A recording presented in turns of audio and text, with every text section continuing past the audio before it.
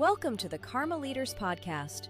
Author Dr. Tom McDougall explores the concepts of the groundbreaking leadership book, Karma Doesn't Need My Help, 11 weekly lessons to leadership success and peace. Now, let's jump into the episode. Welcome to the Karma Leaders Podcast. I'm Tom McDougall, and I'm glad that you joined us today. I've got a very interesting special guest with me.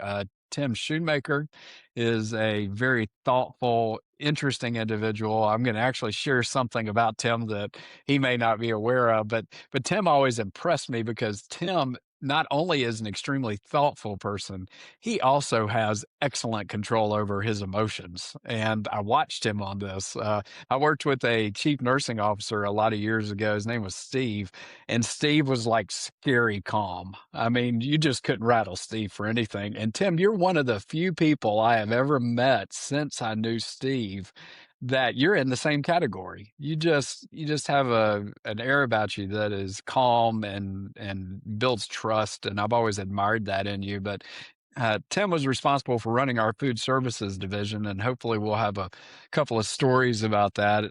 We were both at a hospital in Florida, lived through a couple of hurricanes together, and that always created some interesting environments. But Tim loves to read, and I'm so glad that he's going to give us a few minutes of his time today. So Tim, welcome. Thank you. I appreciate it. Appreciate being here and give you a little chef's perspective here on reading. Well, and it's so important. And you and I still laugh about bacon, because you got to put it in context. I mean, we are locked down in the hospital because of a hurricane, and so we've got. What do you think, Tim? We had probably 500 to 600 people in the building. Yeah, about 500 to 600 people. Yeah. And so, when you get everybody there, the excitement's there. Anybody that's lived through this lockdown hurricane experience, the excitement is there early. But when you get to about that 12-hour mark, the excitement's worn off, and you start seeing people not crack, but they need a break. And I always remember because Tim did something, and I thought he's brilliant. So we've rolled around this 12-hour, and the 12-hour mark just happens to hit very early morning. And so Tim is responsible for making sure everybody stays fed. And if you want to make it to the hearts of healthcare workers, you feed them, and you feed them well. And it's such an important element. And so, Tim, tell this story about bacon. Yeah, so we there's one thing with hurricanes, at least when you're in Florida and you've been through a few of these. I lost count. I literally stopped tracking at some point in my career. So after 20 plus years of Florida, you forget it, right? At some point, maybe I'll write a book on hurricanes and how you feed people during hurricanes. But so we I think it was the second morning, if I'm not mistaken, of this event. And at some point, we always like to do variety because we have to feed people all day. So when you have people in the building 24 hours, and like you said, they start to crack, lots of emotions that go through people. Food is one of those things that keeps people calm, right? They don't bring food with them. They're working their 12-hour shifts. They're sleeping in different places, could be various accommodations, depending on their role and what they're doing. But the food is the one thing that they might be able to just have and look forward to. So we try to plan out menus and do our best to feed the teams with what they have. So way before a storm hits, we have menus planned. And again, we try to do some variety. So one morning we did we changed up breakfast a little bit, and we decided to do some sausage instead of bacon. We had bacon, we just had it in the warmer because, we knew people would ask. So we had it. But the rumor that started was that there was no bacon and we were out. And I think, we had anticipated a couple more days, if I'm not mistaken. And so somehow that got to you, right? And here you come into the cafe and, hey, chef, no bacon? Come on. And I said, no, we have plenty of bacon. And I showed you the bacon, and I assured you we had, I think it was like 30 cases in the freezer And so all was well with the bacon. We put it out, but it's funny that is one of the things that, 10 years ago, before I learned to stay calm and control my emotions, it would have been a much different experience, much different Yeah. experience. It still makes me laugh because, we're in the midst of, this hurricane and we didn't get hit real hard. I think it was 85 to 90-mile-an-hour winds, I think is what we were dealing with in that particular one. But, Yep. me as the CEO, I'm worried about, are the generators going to run? We got a gig generator that's running the whole facility. Is that going to happen? Is everybody doing their jobs? Is anybody doing anything they're not supposed to be doing? Have they snuck something into the building they're not supposed to have? So, Right. my worry is, are the patients well cared for? And do we have everything we need to be successful during this crisis of what I think that one was like a 96-hour lockdown or something like Yeah, I that. think. Um, Yeah. it was something like that. And so it made me laugh that one of the problems that got brought to me in our command center was we were out of bacon. Yep. I mean, priorities, right? That's the Oh yeah, priorities. It's the priorities. Yeah. And that's the absolutely. thing, it's, I think that was my first year back there. I think I'd only been back at that point a couple of weeks. And there was a whole lot that led up to my return to that facility. So there was a lot of unknowns, and we had a lot of transition, right as I returned. So, we kind of just threw it together and ran with it. But again, it's a good lesson of leadership, right? I had a new team. I had some seasoned veterans that I had worked with for years, prior when I was there, the first 10 years when I worked there. So there was some, lessons learned, but, generators, right? Generators is something you had in your book, a good point about generators and how you react when generators don't work properly, or there's something that happens, right? There's two things you can do. You can either react in a negative way, or you can help make sure things are good, take care of the situation, and then figure out what happened, and then go from there, right? And learn and understand what went wrong, make sure it doesn't happen again. And it's no different in the food world, right? So take a lot of those lessons learned in the past hurricanes. I've been in situations where, on the East Coast early on in my career, when hurricanes hit, where we've had everything in place and the roof blew off, where our refrigerators were. So all of those plans that we had all just went out the door because everything that was in those refrigerators is no good anymore. And I mean, everything's gone, right? So you have to pivot and make changes, and you can choose how you react to that. So, the bacon thing was, lots of lessons learned. And, here I am now in a role that, we don't serve bacon, for many reasons, but, I guess that there's it's different type of karma, but there's the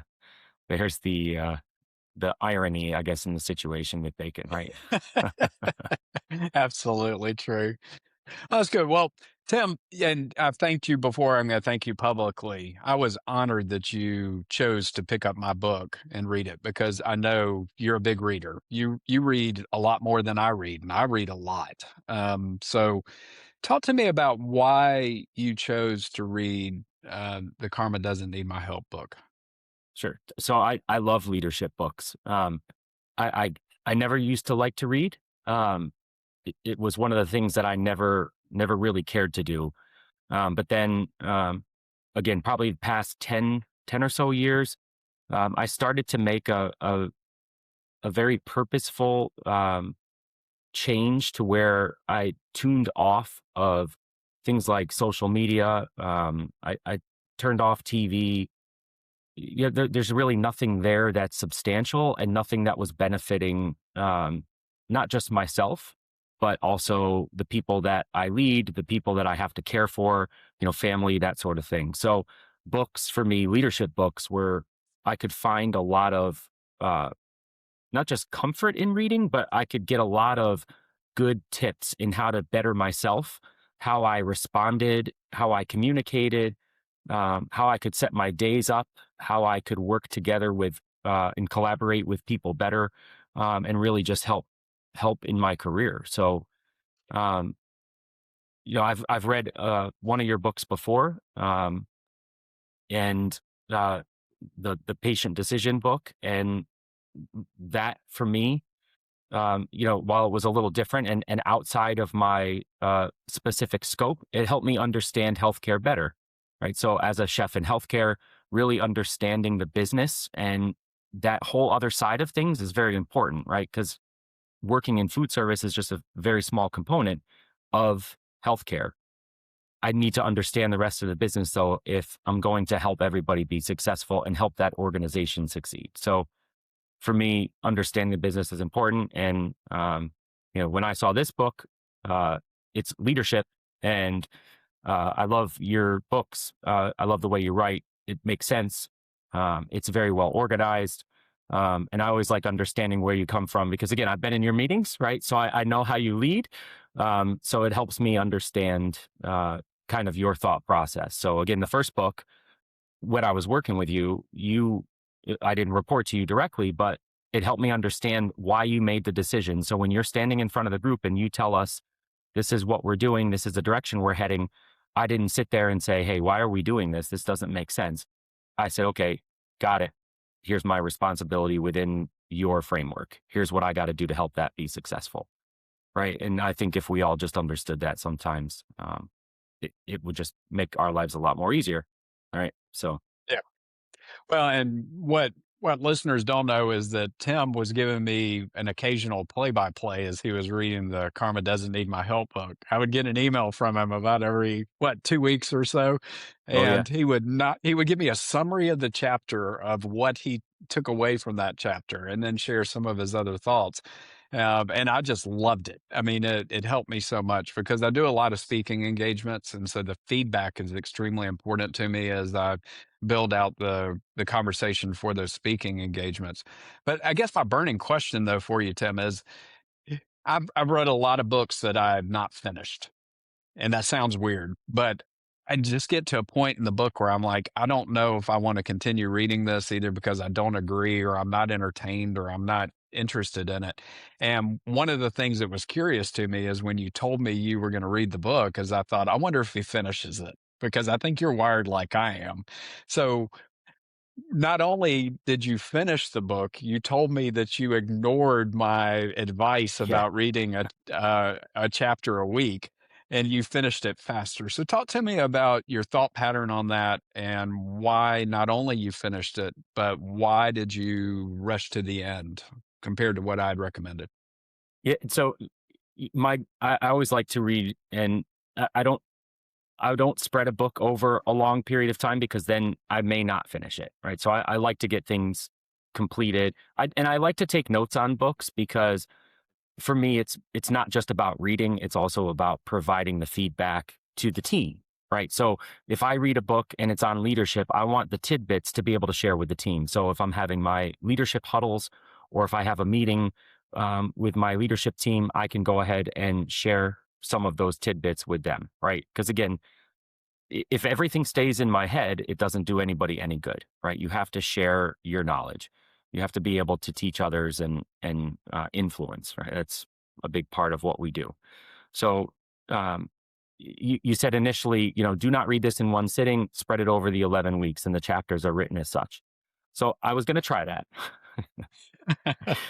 and it's written, it's very purposeful in terms of the way it flows with the chapters. You have your emotions, and then it kind of goes from there, controlling emotions, and the story goes all the way through. And I had the notes accordingly.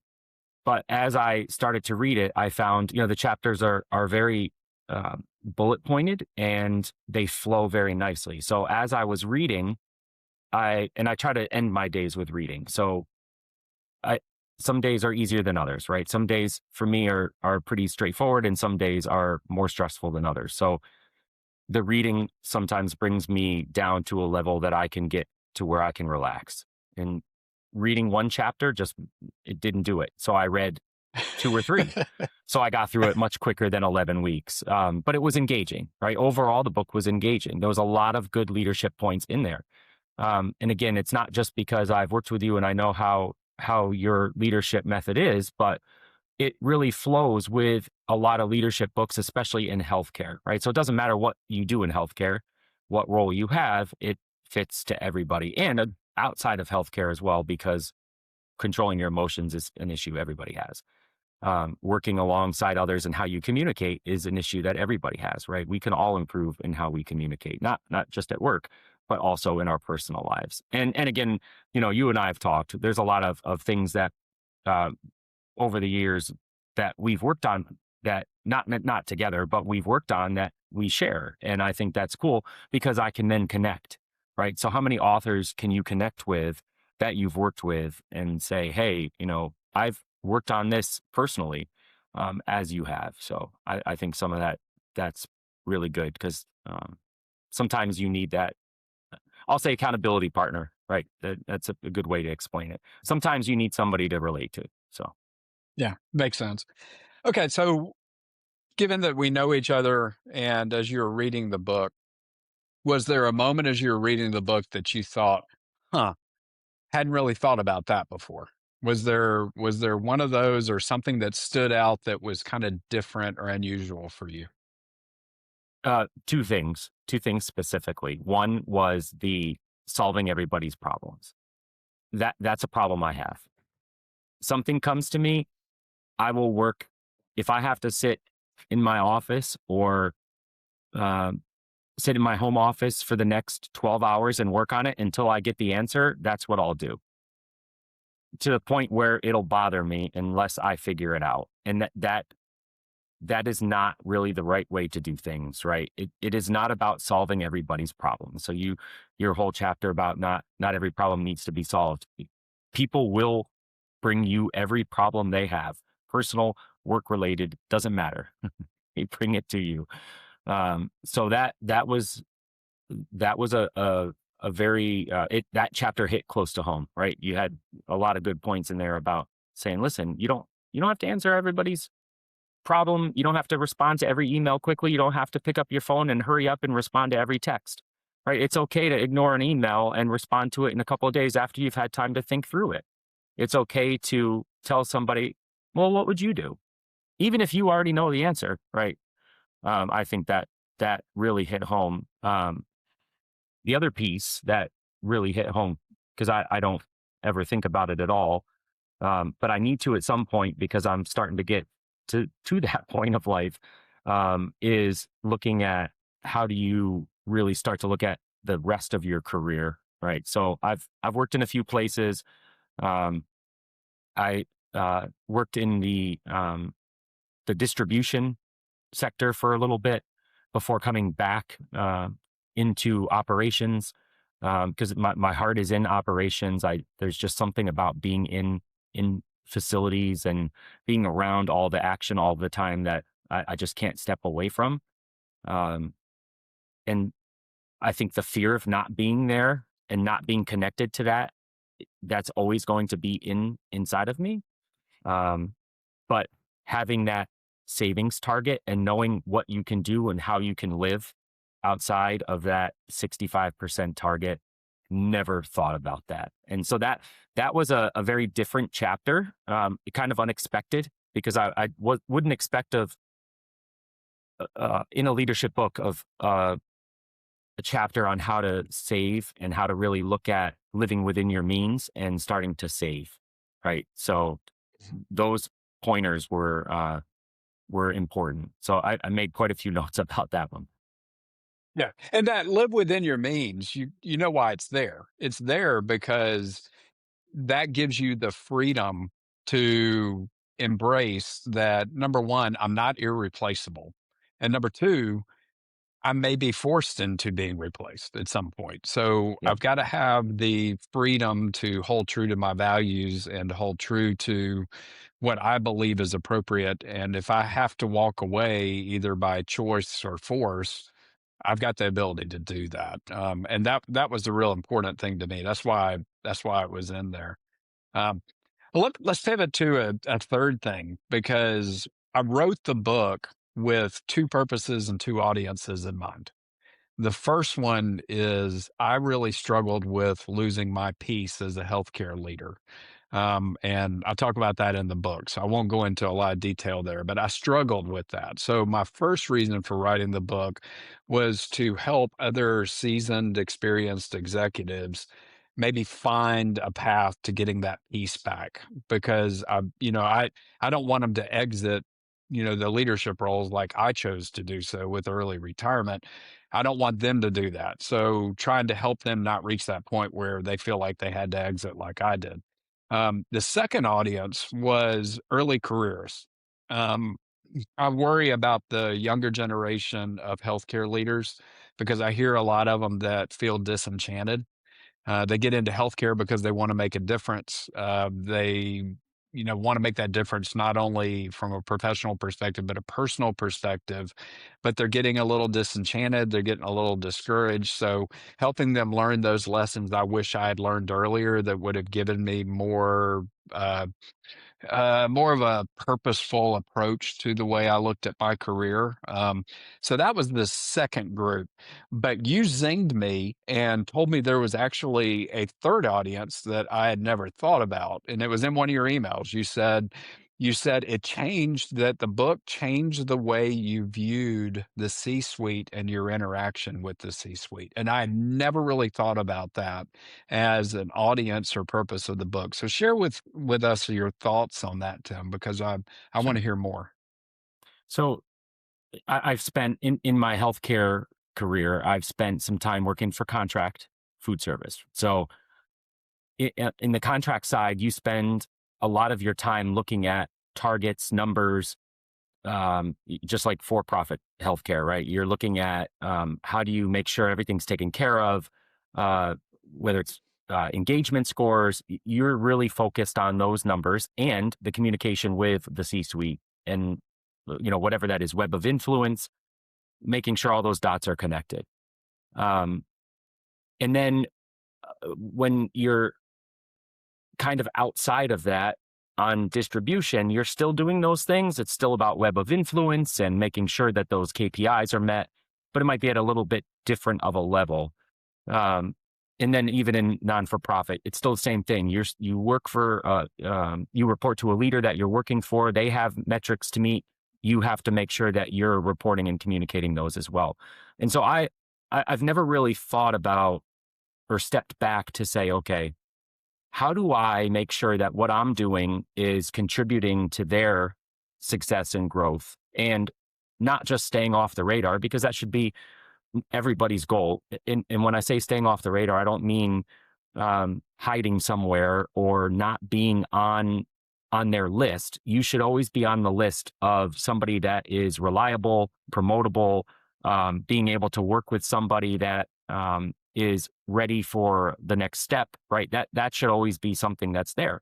But I'm saying, how can you understand what they're thinking and then help them? So if there's a concern with something in another department or a leadership issue that another leader is having, how can you step in and help that other leader so that your C-suite doesn't necessarily have to take time out of their day or stop one of their priorities, right? So maybe they're working on something and you have to stop doing what you're doing to accommodate, or they have to stop what they're doing to accommodate the issue. So it's kind of that process, that thought mapping. So it's really, C-suite has lots of stuff coming in from all sides, right? They're thinking bottom line, they're thinking what's going on with their numbers, they're thinking all kinds of stuff. So how do we as individual department leaders help kind of mitigate all that and get into that mindset and help kind of deflect some of that, right? So if you understand what your leader needs in the C-suite, you can help kind of solve some of those problems for them, in whether it's directly or indirectly. So I have lots of levels of C-suite that I have to interact with, and each one has a different message or needs different messaging, right? Again, KPIs are different at each level.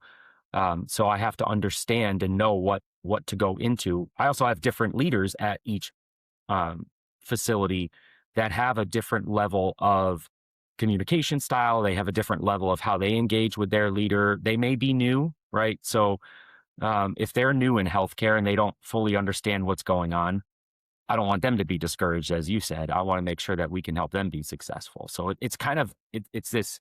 I have this huge mind map that I wrote, and it's all kinds of arrows, but it's really just that overall effect of everything that hits everybody, right? So it's kind of that you wake up in the middle of the night, you have all those thoughts. What's going on? You got to do this. You got to do this. It's kind of that thought process of getting the C-suite, making sure that you're engaged in taking care of what is going on in the C-suite. So the way the book is organized with all the different thoughts in here, communication style, reacting to what's going on, not having to solve problems, how you respond to leaders that may not be performing, right? Because we have leaders that don't perform right. How do you help them and not destroy them in front of others? That was a good chapter. Not being discouraged, right? Understanding how to reward properly and understand that maybe you're not going to be rewarded. You did something great. You're not going to get a trophy or a medal for doing so. Your reward is continuing to work. It's continuing to do what you do, helping the organization be successful. And then understanding sometimes too that you're not going to win. You figure out what went wrong and you just keep moving on. So all those things really help understand what is going on in the C-suite. And I don't think we spend enough time really meeting with our C-suite and who we talk to every day. Because again, there's a human side to this, right? As a CEO, as a COO, you're a person too. You have a family, you have kids, you have all kinds of things that you're dealing with, plus all of the stuff within the organization, right? So we sometimes we don't think that. We just think, oh, well, you're the CEO, it's your problem. And we can't have that mindset. Yeah.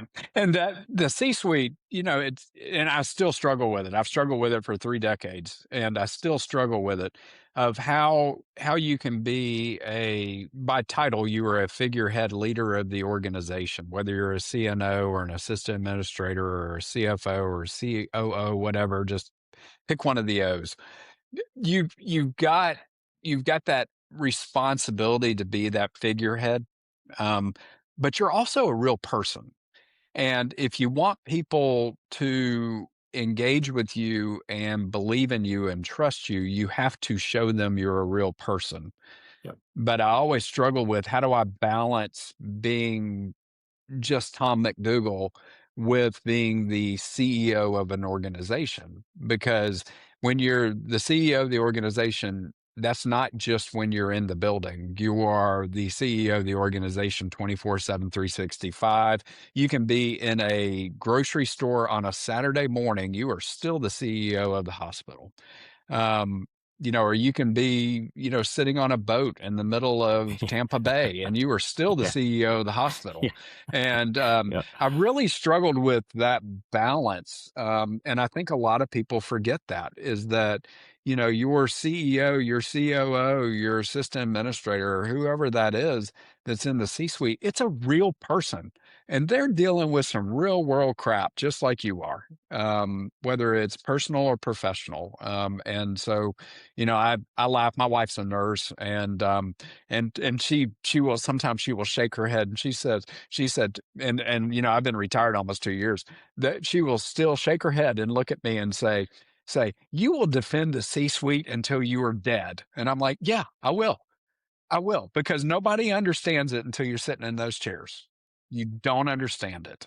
You don't understand the constant pressure. You don't understand the performance pressure, not only in your role, but as a person, and the responsibility you carry around. But yeah, Tim, you mentioned your kind of your thought pattern. You are one of the most intentional planners and strategizers that I know. And so I want to have you on again in a month or two, because I want you to actually show your model, talk about how you approach this. Because that intentionality, we can all learn from it. I've looked at your model, but I want to hear you explain how that model's applied. So love to have you back in a month or two, and we will spend, 25, 30 minutes just on that. Perfect. Yep. I would love to go through it and explain the stuff that goes on in my head. Great. That'd be fantastic. Well, thank you for your time today, Tim. Thank you. It was good talking to you. Thank you for listening to the Karma Leaders Podcast. Please like and subscribe so you don't miss an episode. The views and opinions are only those of the host and guests and are not legal advice.